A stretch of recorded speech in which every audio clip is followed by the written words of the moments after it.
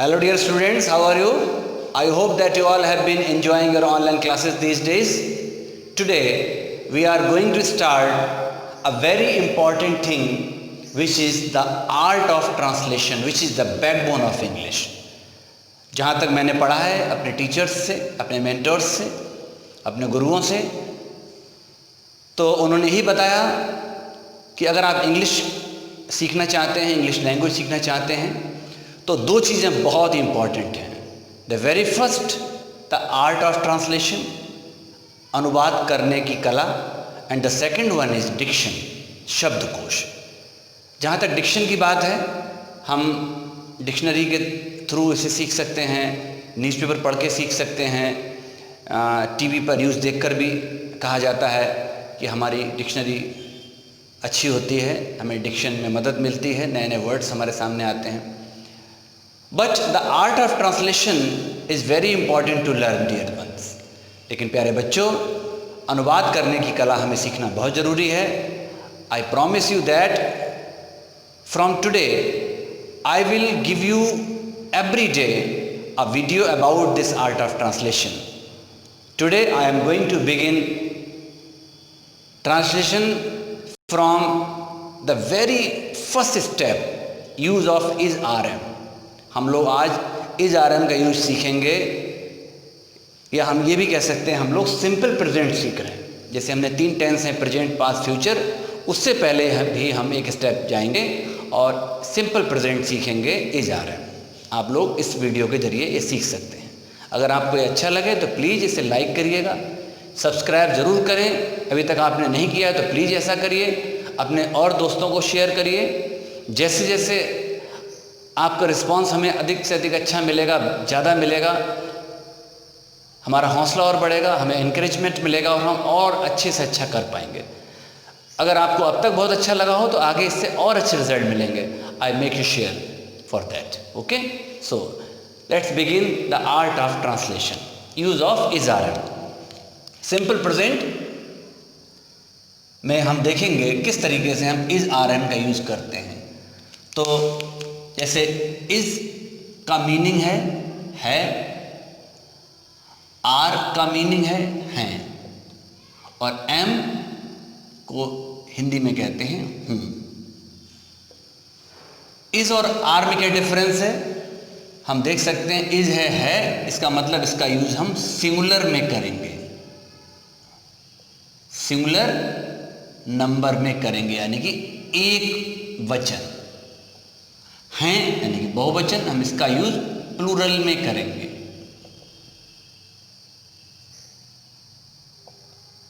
बहुवचन. एम हूं, इसका हम यूज हूँ यानी कि मैं के साथ करेंगे. यहाँ हम ऐसे कह सकते हैं, इज के लिए हमें ही, शी और इट चाहिए. वह, शी वह और इट ये है. ही हमें जैसा कि पता है वह लड़के के लिए इस्तेमाल करते हैं, और शी में वह लड़की के लिए हम प्रयोग करते हैं. ठीक है. और इट ये. एम का हम यूज सिर्फ आई के साथ करेंगे. आर जो है प्लूरल नंबर है, इसका यूज हम करेंगे या तो दे के साथ, इसका मतलब है वे, या वी के साथ, जिसका अर्थ है हम. यू बहुवचन भी है और एक वचन भी है, तो यू का हम प्रयोग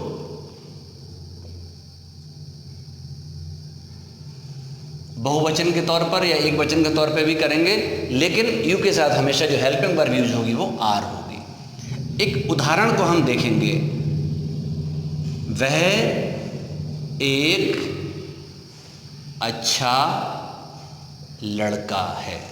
बहुत आसान उदाहरण से सीखेंगे. हमेशा जो प्रोसेस है लर्निंग की वो इजी से टफ की ओर जाएगा, सरल से कठिन की ओर चलेंगे. तो हम क्या करेंगे, इसको सबसे पहले ही, फिर हेल्पिंग वर्ब यूज करेंगे. He is a good boy. ठीक है, कोई दिक्कत तो नहीं आ रही है. वह सब्जेक्ट है, फिर हेल्पिंग वर्ब आ गई है, क्या है, एक अच्छा लड़का. ठीक है, ए आर्टिकल लगा दिया, अच्छा एडजेक्टिव लगा दिया और लास्ट में नाउन आ गया। इसी सेंटेंस को अगर हमने नेगेटिव में चेंज करना हो, वह एक अच्छा लड़का नहीं है, तो हमें कुछ नहीं करना, बहुत सिंपल होगा, he is not a good boy हो जाएगा। ठीक है, कोई मुश्किल तो नहीं है, ये आपको आनी भी नहीं चाहिए। इसे अगर हम इंटेरोगेटिव में चेंज करेंगे या प्रश्नवाचक में, तो क्या करेंगे, इसी उदाहरण में, क्या वह एक अच्छा लड़का है, क्वेश्चन मार्क। ध्यान देंगे, जब जब हम इंटेरोगेटिव सेंटेंस देखेंगे सिंपल प्रेजेंट में या ऐसे और भी आगे जब देखेंगे तो हेल्पिंग वर्ब को पहले ले आएंगे, तो अब ये इज पहले आ जाएगा, तो ये हो जाएगा is he a good boy, क्या वह एक अच्छा लड़का है। तो इस तरह से हम तीनों तरह के उदाहरण देख सकते हैं। ये अफर्मेटिव है, वह एक अच्छा लड़का है, he is a good boy. वह एक अच्छा लड़का नहीं है, ही is not a good boy. अब हम नेक्स्ट एग्जाम्पल में देखेंगे, मैं एक अध्यापक हूँ। तो इसमें हम सबसे पहले I, then we will have to use the helping verb which is am. I am a teacher. ठीक है, इसी को अगर हम नेगेटिव में चेंज करेंगे तो ये कुछ ऐसा होगा, मैं एक अध्यापक नहीं हूं। तब क्या करेंगे, I am not a teacher. इसी को इंटेरोगेटिव में अगर हमें चेंज करना होगा तो क्या मैं एक अध्यापक हूं। तो जैसा कि हमने पिछले एग्जाम्पल में देखा, इसमें भी ऐसे ही करेंगे, हेल्पिंग वर्ब को पहले लाएंगे, एम आई आ टीचर। ठीक है, आर का यूज भी कर सकते हैं एग्जाम्पल में, वे छात्र हैं, they are students.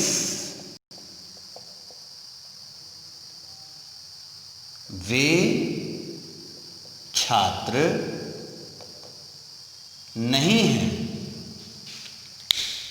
So they helping verb are not students. और इंटेरोगेटिव में, क्या वे छात्र हैं। तो जब सिंपल प्रेजेंट या सिंपल पास्ट में भी आगे हम देखेंगे, हेल्पिंग वर्ब को पहले ले आएंगे, आर सब्जेक्ट आ गया, आर दे स्टूडेंट्स। ठीक है, ऐसे ही अगर यहां पर वे की जगह पर हम होगा तो दे की जगह पर वी कर देंगे, यहां भी अगर हम होता तो दे की जगह पर वी हो जाता। तो इस तरह से हम ही के साथ इज, शी के साथ भी इज, आई के साथ एम और प्लूरल में वी दे के साथ आर का यूज करेंगे सिंपल प्रेजेंट में, और यू के साथ, चाहे वो एक वचन हो, तुम एक लड़के हो, यू आर अ बॉय, तुम छात्र हो, तो यू आर स्टूडेंट्स भी है, यू आर ए स्टूडेंट भी है। एक छात्र हो तो भी आर लगाएंगे यू के साथ, और एक से ज़्यादा है, प्लूरल में है, तो भी यू के साथ हमें आर का यूज ही करना है। So this is the beginning of the art of translation in which we will have to use is RM and this type is called simple present. ठीक है?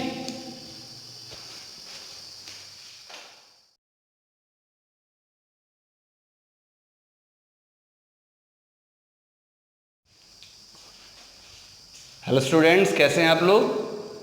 आज हम इस वीडियो में ट्रांसलेशन के दूसरे स्टेप पर चलेंगे और ये है सिंपल पास्ट। सिंपल प्रेजेंट या सिंपल पास्ट या सिंपल फ्यूचर जो हम सीख रहे हैं, इन सेंटेंसेस में बाकी टेंस के कंपैरिजन में ये डिफरेंस है कि जब हम आगे चल के नॉर्मल टेंस पढ़ेंगे, प्रेजेंट, पास्ट, फ्यूचर, जिसमें इंडेफिनिट, कंटिन्यूअस, परफेक्ट या परफेक्ट कंटिन्यूअस होगा, जैसा कि आप जानते भी हैं, उसमें सब्जेक्ट के साथ वर्ब दिया होगा। लेकिन ये जो सिंपल प्रेजेंट, सिंपल पास्ट या सिंपल फ्यूचर है, इसमें सब्जेक्ट के साथ वर्ब नहीं है। ठीक है? तो आज हम सीखेंगे सिंपल पास्ट, या हम कह सकते हैं use of was, were. Was और वर का हम कहाँ कहाँ यूज़ करते हैं। आइए पहले इसका मीनिंग देखें।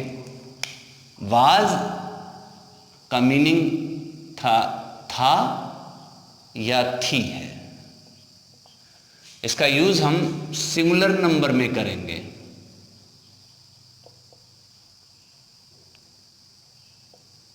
जैसे ही, शी, इट, आई के साथ भी यूज करते हैं। और सिंगुलर नाउन, क्या है सिंगुलर नाउन? जैसे बॉय, गर्ल, ये सिंगुलर नाउन है। इसके साथ हम वाज का यूज करेंगे। तो फिर वर का यूज कहां करेंगे हम लोग? वर का यूज करेंगे, पहले तो इसका मीनिंग समझ लें, थे, और इसका यूज होगा प्लूरल नंबर। जैसे वी, यू, दे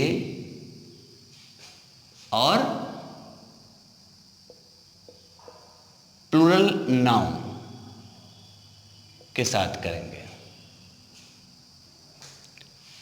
जैसे बॉय सिंगुलर नाउन था तो ये हो गया बॉयज, और गर्ल की जगह पर गर्ल्स। ठीक है?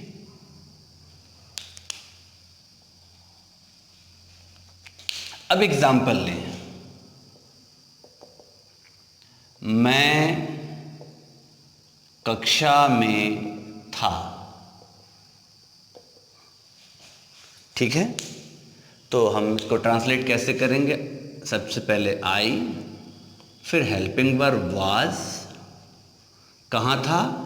In the class. Got it? कोई मुश्किल नहीं आएगी, बहुत आसान है और ये शुरुआती स्टेप हैं।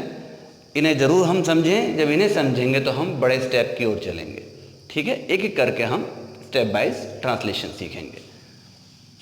इसी को अगर हम नेगेटिव में चेंज करें तो हो जाएगा मैं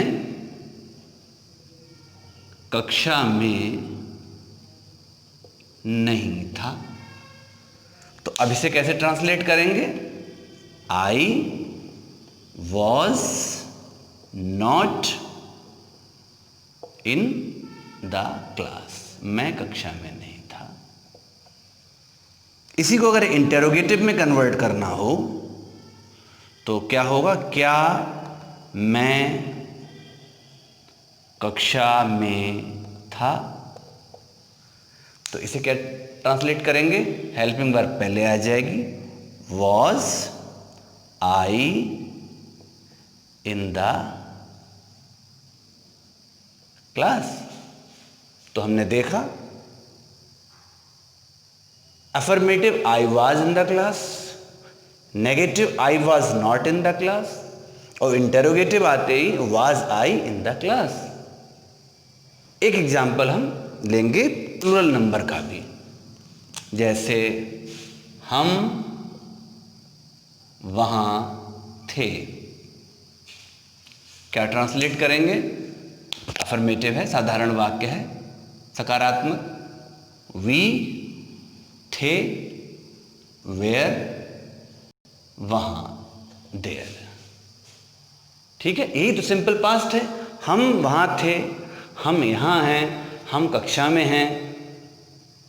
सिंपल प्रेजेंट में पढ़ा, हम यहां हैं, तुम वहां हो, हम कहीं भी हैं, ये हमारे वहां पर मौजूद होने का टेंस है, लेकिन हम वहां कर कुछ नहीं रहे हैं। We are doing nothing. It means in these sentences there is no involvement of verbs. Okay, helping verbs तो है, is, are, am, was, were, लेकिन वर्ब नहीं है।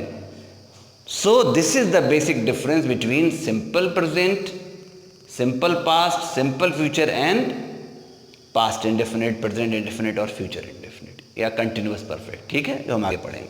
अब इसे हम नेगेटिव करेंगे। हम वहां नहीं थे, क्या हो जाएगा इसका? We were not there. Okay, इसी को इंटरोगेटिव करेंगे हम। क्या हम वहां थे? कैसे ट्रांसलेट करेंगे इसे हम? हेल्पिंग वर्ब पहले ले आएंगे, वेयर, वी, देयर। क्या हम वहां थे? एक और इंटरेस्टिंग इसमें जोड़ दें, अगर हम लिखें हम वहां क्यों थे, हम वहां क्यों थे, एक स्टेप और आगे बढ़ेंगे स्टूडेंट्स। तो अब हम देखेंगे इस सेंटेंस में एक नई चीज आई, एक क्वेश्चन वर्ड आया बीच में, सेंटेंस के बीच में, तब हम इसकी जो इंग्लिश है वाई, ये पहले लेके आ जाएंगे।